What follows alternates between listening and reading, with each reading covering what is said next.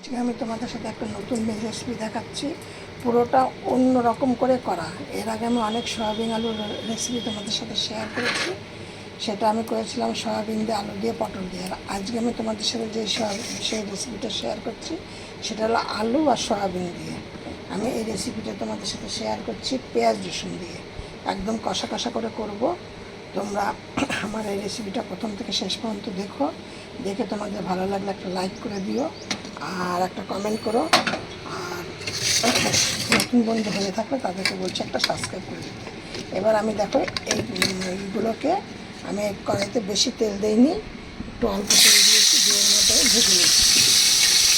আর এর মধ্যে দিয়ে দিচ্ছি কিছুটা নুন আর দেবো কিছুটা হলুদ। আর দেখো আমি এইটাকে ভালো করে নাড়াচাড়া করে নিচ্ছি। সয়াবিনগুলোকে কিন্তু আমি গরম জলে ফুটিয়ে নিয়েছি, একটু গরম জলে একটুখানি যদি হালকা করে ফুটিয়ে নাও তাহলে কি আর সয়াবিনগুলো খুব নরম হয়, খেতে খুব ভালো লাগে। এবারে এইটাকে আমি ভালো করে ফুটিয়ে নিয়ে ভালো করে ধুয়ে নিয়েছি দুবার তিনবার। এবার আমি এইটাকে জল মিলিয়ে এই আলুগুলোর মধ্যে দিয়ে দিচ্ছি। এই সয়াবিন দিয়ে আলু একটুখানি ভেজে আমি তুলে নেবো, কারণ এইটা করে নিলে কী হয়, সয়াবিনটা যে পরে যদি দিই আমরা তাহলে কী হয়, সয়াবিনের গায়ে যে তেলটা জলটা থাকে এতে ঝোলটা কেমন একটা পাংশা পাংশা খেতে লাগে। এই যে এতটা জল বেরোবে।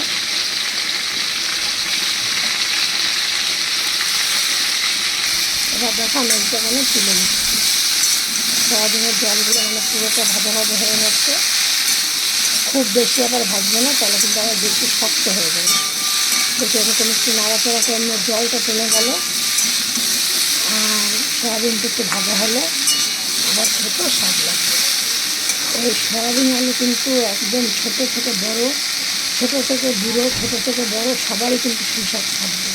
এত সবাই এইটা কিন্তু পছন্দ করে।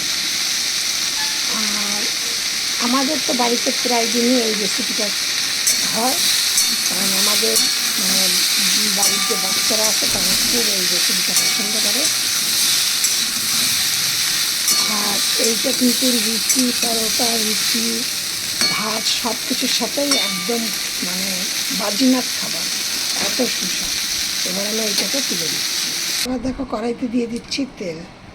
তেলের পরিমাণটা কিন্তু আমি খুব বেশি দেবো না, একটু কম করে দেবো, কারণ আমার কিন্তু রেসিপিগুলো একদম তেল কম মশলা কমে রেসিপি।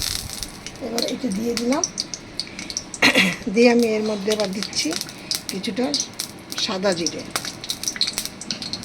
এবার দেখো জিরেগুলো ভাজা হয়ে গেছে। এবার আমি এর মধ্যে দিয়ে দিচ্ছি ছোট ছোট 3টে তেজপাতা আর 2টো শুকনো লঙ্কা, আর দিচ্ছি 2টো এলাচ আর 2টো দারচিনি। বেশি গরম মশলা দেবো না, কেন এটা কিন্তু আমি করবো পেঁয়াজ রসুন দিয়ে, এই জন্য। এবার আমি গ্যাসটাকে একটু লো করে দিলাম। মধ্যে আমার আছে একটা মিডিয়াম সাইজের পেঁয়াজ আছে আর 7-8 টুকরো রসুন আছে, এটা পেস্ট করে নিয়েছি আমি। এবার এটাকে আমি কড়াইয়ের মধ্যে দিয়ে দিচ্ছি তেল ফোড়নের মধ্যে। এবার দেখো পেঁয়াজ রসুনটা ভাজা হয়ে গেছে, কষানো হয়ে গেছে। এবার আমি দিচ্ছি এর মধ্যে 2 চামচ আদা, জিরে, ধনে, লঙ্কা বাটা 2 চামচ দিয়ে দিলাম। আর দিচ্ছে এখানে দেখো তোমরা হলুদ আছে 1 চামচ, কাশ্মীর লঙ্কার গুঁড়ো আছে 1 চামচ, আর নুন আছে 1 চামচ। ব্যালেন্স রাখার জন্য একটু চিনি দেওয়া আছে, এইগুলোকে এর মধ্যে দিয়ে দিলাম।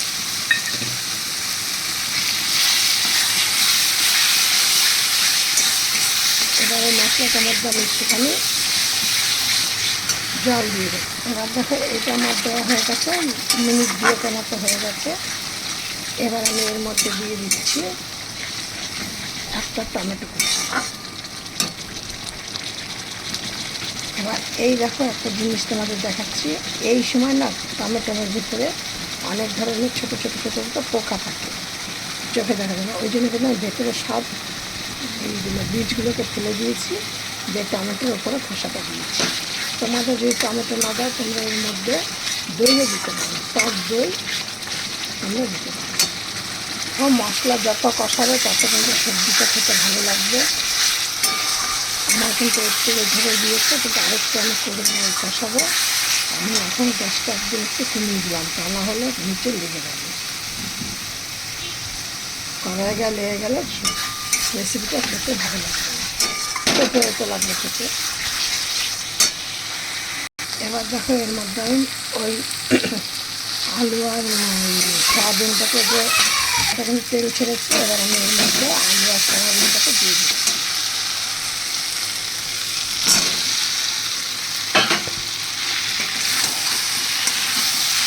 আর কিছুক্ষণ কষাবো, কষিয়ে নিয়ে তারপর জল।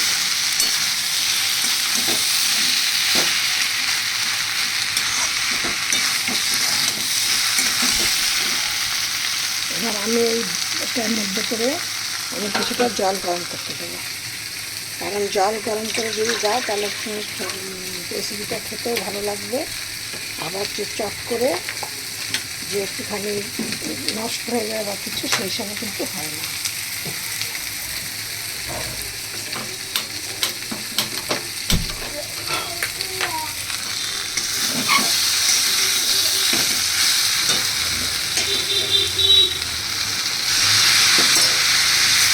নিচে লেগে যাচ্ছে, আর একটুখানি কষাবো, এই জন্য একটু জল দিয়েছি।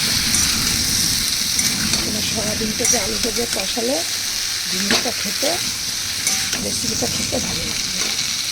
আমি এর মধ্যে এই যে জলটা গরম হয়ে গেছে, এই জলটাকে তুলে দেবো।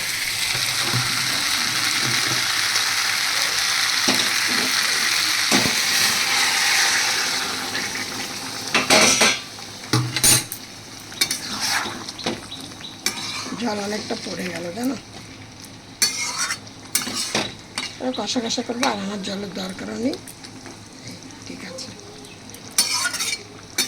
আমার আলু ফালু সব সেদ্ধ হয়ে গেছে একদম। এটা একটু সেদ্ধ হবে, এই একটু ফুটবে, নামিয়ে দেবো।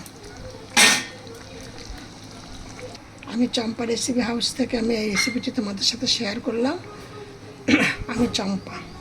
তোমাদের রেসিপিটা যদি ভালো লাগে তোমরা কিন্তু দেখে তোমরা করে খেয়ে আমাকে কমেন্ট করবে, আর প্রথমে দেখে তোমরা একটা করে লাইক করো। তোমাদের ভালো লাগলে লাইক করো, ভালো না লাগলে লাইক করো। এবার একটু ভালো করে ফুটলেই নামিয়ে দেবো। কালারটা দেখো কত সুন্দর এসছে, একদম সুস্বাদ একটা খুব দারুণ একটা রেসিপি। তোমাদের হাতে যদি কম সময় থাকে, তোমরা বাচ্চাদের জন্য একদম টেনশন নেবে না, তোমরা এরকম করে তাদেরকে দিতে পারো। রুটি দিয়ে দাও, পরোটা দিয়ে দাও, লুচি দিয়ে দাও, দারুণ খেতে রেসিপিটা। এবার একটু চেক করে নেব, তারপর আর 2-1 মিনিট ফুটিয়ে নামিয়ে দেবো। ঝড় উঠেছে দেখো, তোমাদের দেখাচ্ছি, দেখেছো প্রচণ্ড ঝড় উঠেছে। এই যে আমার রেসিপিটা হয়ে গেছে, আমি এবার রেসিপিটা এইটা নামিয়ে দিচ্ছি। কেমন হয়েছে তোমরা এরকম তৈরি করে তোমরাও খাও, এবার দারুণ একটা রেসিপি। কালারটা দেখো কত সুন্দর।